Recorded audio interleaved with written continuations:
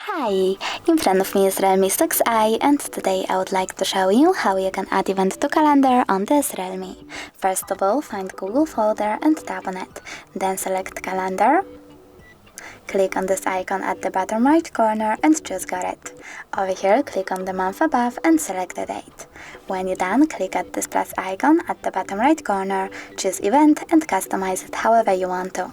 For example, you can add a title, pick starting hour, ending one, or turn off this feature by clicking on the switcher next to all day.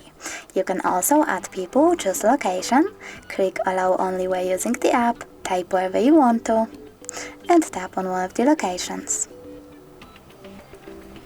You can also set up notifications minutes, hours, or weeks before, and even take notes.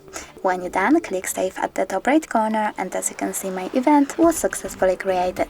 If you wish to delete it, click on it, tap on the three dots at the top right corner, select Delete, and delete again.